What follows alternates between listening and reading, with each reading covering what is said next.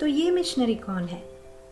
ये हैं सिमोन या हिब्रू भाषा में शिमोन, जिसको यीशु मसीह ने कहा था तू केफा है, पतरस यानी पीटर।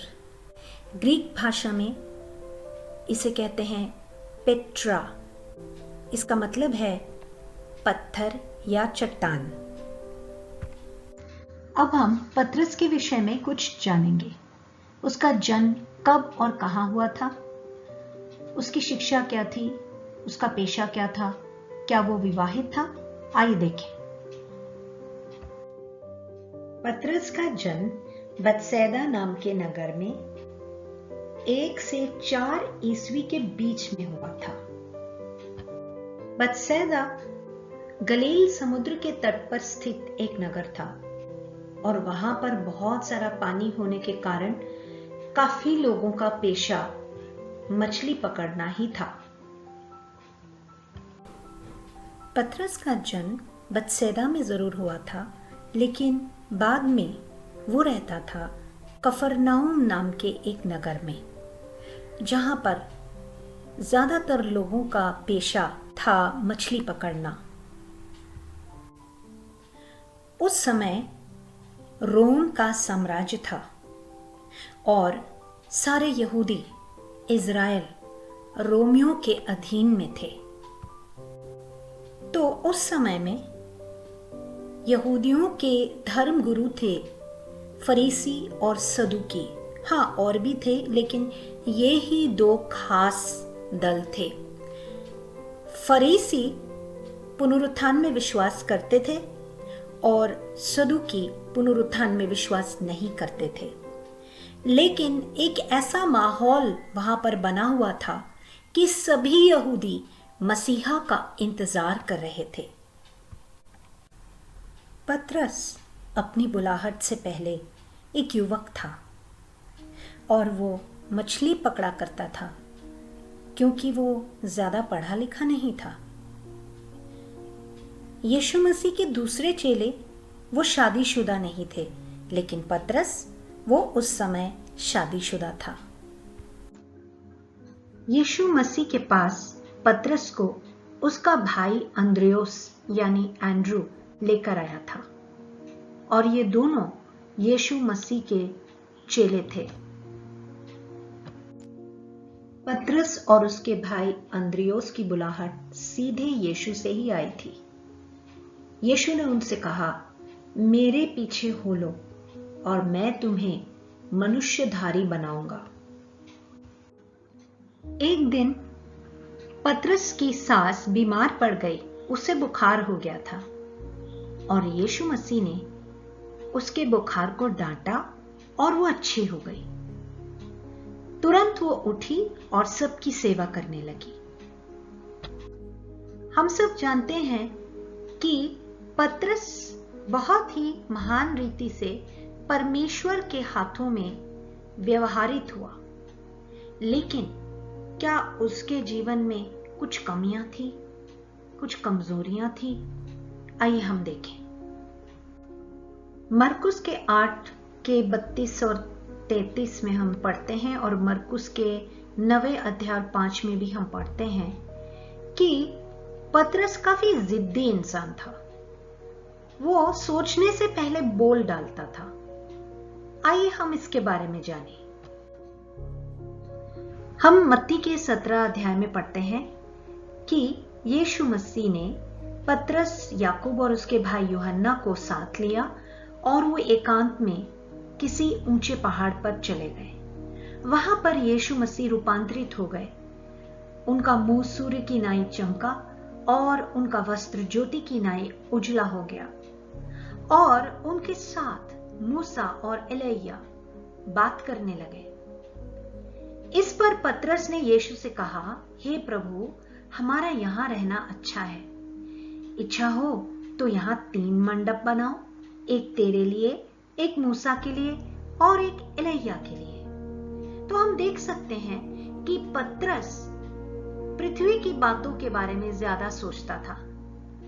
आत्मिक बातें उसे समझ कम आती थी। मत्ती के 16वां अध्याय उसके 21 पद से हम पढ़ते हैं कि यीशु मसीह अपने दुख और कष्ट के समय के बारे में चेलों को बता रहे हैं। वो बता रहे हैं कि वो पकड़े जाएंगे महायाजकों और शास्त्रियों के हाथों में और उन्हें मार डाला जाएगा और वो तीसरे दिन उठ जाएंगे। इस पर पतरस उसे अलग ले जाकर डांटने लगा कि हे प्रभु, परमेश्वर ना करे तुझ पर ऐसा कभी ना होगा। तब यीशु मसीह ने फिर कर पतरस से कहा, हे शैतान, मेरे सामने से दूर हो, तू मेरे लिए ठोकर का कारण है, क्योंकि तू परमेश्वर की बातें नहीं पर मनुष्यों की बातों पर मन लगाता है। तो यहां पर भी हम देखते हैं कि यीशु मसीह अपनी मृत्यु के और अपनी दुख भोग की बातें बता रहे हैं, लेकिन पतरस को वो आत्मिक बातें समझ में नहीं आती हैं और यीशु मसीह के उस बात को वो ना समझ होकर टाल रहा था और कह रहा था, नहीं नहीं, ये नहीं होगा तुझसे, तेरे साथ। तो यहां पर हम एक कमजोरी को देख सकते हैं पतरस की। हम पतरस के जीवन में कुछ अस्थिरता को भी देखते हैं। मत्ती के 14वें अध्याय में हम पढ़ते हैं कि यीशु मसीह ने एक बार अपने चेलों को नाव पर बिठाकर उनसे कहा कि वो आगे निकल जाएं और वो बाद में आएंगे। और हम जानते हैं कि यीशु मसीह काफी रात के समय पर वो उस पानी के ऊपर चलते हुए नाव की ओर चल पड़े। उन्हें देखकर चेलों ने सोचा कि कोई भूत आ रहा है और वो चिल्लाने लगे। यीशु मसीह ने उन्हें तसल्ली दी कि वो यीशु ही थे। और जब पतरस ने देखा कि यीशु मसीह है तो उसने कहा, हे प्रभु, यदि तू ही है तो मुझे अपने पास पानी पर चलकर आने की आज्ञा दे। उसने कहा, आ। और जब वो यीशु के कहने पर निकल पड़ा नाव से, पानी पर चलने लगा, लेकिन तुरंत उसने हवा की ओर नजर डाली और लहरों को उठते हुए देखा और वो डर गया और डूबने लगा और कहने लगा, हे प्रभु, मुझे बचा। तो यहां पर हम देखते हैं कि उसके अंदर कुछ अस्थिरता थी। एक बार वो यीशु की ओर नजर रख रहा था और फिर वो लहरों की ओर अपनी नजर को रख रहा था। मरकुस के 14 अध्याय 37 से 42 पद और 14 अध्याय के 66 से 72 पद में हम देखते हैं कि पतरस काफी आवेगी और भावुक इंसान था। जब यीशु मसीह के पकड़े जाने का समय आया तो वहां पर धर्मगुरु और याजक और सिपाही आए उसे गिरफ्तार करने के लिए। और देखो, यीशु के साथियों में से एक ने हाथ बढ़ाकर अपनी तलवार खींच ली और महायाजक के दास पर चलाकर उसका कान उड़ा दिया। वो है पतरस। तब यीशु ने उससे कहा, अपनी तलवार काठी में रख ले, क्योंकि जो तलवार चलाते हैं वे सब तलवार से नाश किए जाएंगे। और हम जानते हैं उसके बाद क्या हुआ। यीशु मसीह ने उस व्यक्ति के कान को चंगा कर दिया, उसे जोड़ दिया। पतरस के अंदर परमेश्वर के लिए बहुत तीव्र इच्छा थी, लेकिन वो शरीर में दुर्बल भी था। जब यीशु मसीह ने अपने चेलों को अपने मृत्यु के विषय में बताया तो पतरस ने ये कहा था कि प्रभु, मैं तुझे कभी नहीं छोड़ूंगा। लेकिन बाद में जब यीशु मसीह को पकड़ा गया और उसके ऊपर अत्याचार हुआ, चाबुक पड़े, तो पतरस आसपास में ही था। लेकिन जब उससे कुछ लोगों ने पूछा कि तुम ही तो यीशु के साथ थे ना, तब उसने कहा, नहीं नहीं, मैं उसे नहीं जानता। इस तरह से उसने 3 बार यीशु मसीह को इनकार किया, अस्वीकार किया। हमने पतरस की कुछ कमियों को देखा, कमजोरियों को देखा। अब हम उसके कुछ गुण और ताकतों को भी देखेंगे। पतरस काफी उत्साही और ऊर्जावान व्यक्ति था। जब स्त्रियों के मुंह से पतरस ने सुना कि यीशु मसीह जी उठा है, उसका शरीर वहां नहीं है, तो देखने के लिए वही सबसे पहले आगे निकला। दौड़ दौड़ के वो गया कब्र के पास, ये देखने के लिए कि यीशु मसीह सचमुच क्या नहीं है कब्र में। पतरस के जीवन में हम प्रतिबद्धता और समर्पण भी देखते हैं। लूका के 5वें अध्याय और उसके 4 और 5 पद में हम ऐसा पढ़ते हैं, जब वे बातें कर चुका तो शिमोन से कहा, गहरे में ले चल और मछलियां पकड़ने के लिए अपने जाल डालो। शिमोन ने उसको उत्तर दिया कि हे स्वामी, हमने सारी रात मेहनत की और कुछ न पकड़ा, तो भी तेरे कहने से जाल डालूंगा। तो उसने यीशु मसीह की बात मान ली और हम जानते हैं उसके बाद क्या हुआ। इतनी सारी मछलियां उन्होंने पकड़ी कि जाल टूटने लगे। जब बहुत सारी मछलियां पकड़ ली उन्होंने, तो पतरस कहने लगा, स्वामी मुझसे दूर हो, क्योंकि मैं पापी मनुष्य हूं। वो डर गया था। तो यीशु मसीह ने उससे कहा, मत डर, अब से तू मनुष्यों को पकड़ेगा। और उसके बाद हम वहां पढ़ते हैं कि उन्होंने, यानी पतरस ने भी सब कुछ छोड़कर यीशु के पीछे वो हो लिया। पतरस अपने पापों के लिए पश्चाताप भी करता है। जब पतरस ने यीशु मसीह का इनकार 3 बार कर दिया, तो उसे वो बात यीशु की याद आई जो उसने इससे पहले उससे कहा था। यीशु ने कहा था, मैं तुमसे सच कहता हूं कि आज ही रात को मुर्गे के बांग देने से पहले तो 3 बार मुझे इनकार करेगा। और उसके बाद हम देखते हैं कि तब उसके अंदर ये एहसास हुआ कि उसने बहुत बड़ा पाप किया है, और वो फूट फूट के रोने लगा और पश्चाताप करने लगा। परमेश्वर ने पतरस के जीवन के द्वारा बहुत बड़े बड़े कार्य किए। प्रेरित के काम उसके 3 अध्याय में हम पढ़ते हैं, पतरस और यूहन्ना तीसरे पहर प्रार्थना के समय मंदिर में जा रहे थे, और लोग एक जन्म के लंगड़े को ला रहे थे, जिसको वे प्रतिदिन मंदिर के उस द्वार पर, जो सुंदर कहलाता है, बैठा देते थे कि वो मंदिर में जाने वालों से भीख मांगे। जब उसने पतरस और यूहन्ना को मंदिर में जाते देखा तो उनसे भीख मांगी।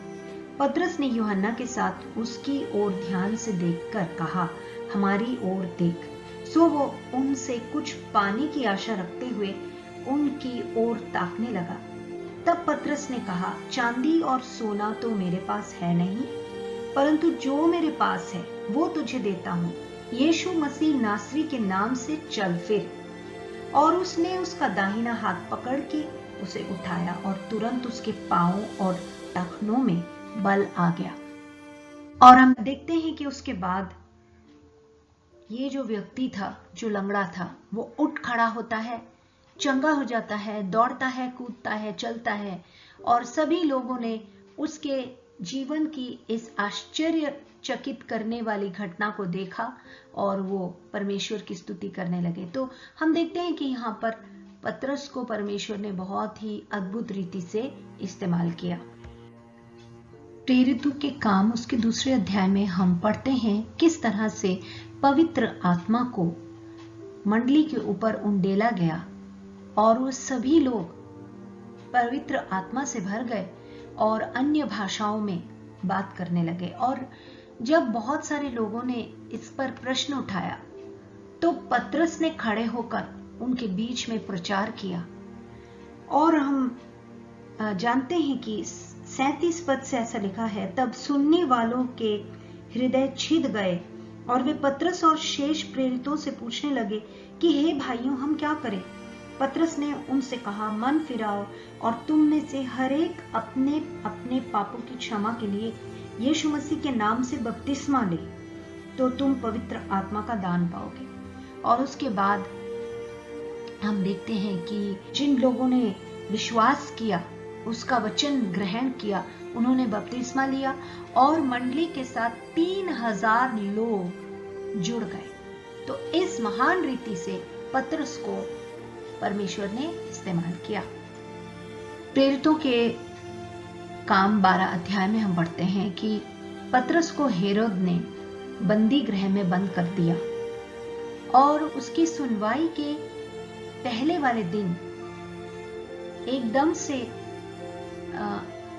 पतरस के उस जेल खाने में एक स्वर्गदूत आता है और उसे छुड़ाता है। और वचन में लिखा है कि इसलिए ऐसा हुआ क्योंकि मंडली लौ लगाकर उसके लिए प्रार्थना कर रही थी। पतरस को परमेश्वर इतनी सामर्थी रीति से इस्तेमाल करने लगा कि जब भी वो रास्ते से चलता था, बहुत सारी भीड़ इकट्ठी हो जाती थी और लोग अपने बीमारों को, दुष्ट आत्माग्रस्त लोगों को लेके आते थे पतरस के पास, ताकि अगर वो जब चलता था तो उसकी परछाई भी अगर उनके ऊपर पड़ जाए तो वो ठीक हो जाते थे, चंगे हो जाते थे। तो इस तरह से पतरस को परमेश्वर ने व्यवहार किया। प्रेरितों के काम 9वें अध्याय में एक व्यक्ति के बारे में, एक महिला के बारे में लिखा है जिनका नाम था दोरकस, जिसे हम तबीता भी कहते हैं। वो एक बहुत ही भली महिला थी जो विधवाओं की सेवा करती थी, उनके लिए कपड़े सीलती थी, बहुत कुछ उनका उपकार करती थी। एक दिन वो मर जाती है और सारी विधवाएं उसके लिए रोती हैं और वो पतरस को बुलवाती हैं ताकि उसके लिए प्रार्थना हो। और हम देखते हैं कि पतरस ने इस महिला के लिए प्रार्थना किया और वो मृतकों से जिंदा हो गई और परमेश्वर की महिमा उसके जीवन के द्वारा हुई। प्रेरितों के काम 5 अध्याय में लिखा है, और हनन्याह नाम एक मनुष्य और उसकी पत्नी सफीरा ने कुछ भूमि बेची और उसके दाम में से कुछ रख छोड़ा, और यह बात उसकी पत्नी भी जानती थी, और उसका एक भाग लाकर प्रेरितों के पांवों के आगे रख दिया। परंतु पतरस ने कहा, हे हनन्याह, शैतान ने तेरे मन में यह बात क्यों डाली है कि तू पवित्र आत्मा से झूठ बोले और भूमि के दाम में से कुछ रख छोड़े? जब तक वो तेरे पास रही क्या तेरी न थी, और जब बिक गई तो क्या तेरे वश में न थी? तूने यह बात अपने मन में क्यों विचारी? तू मनुष्यों से नहीं परंतु परमेश्वर से झूठ बोला।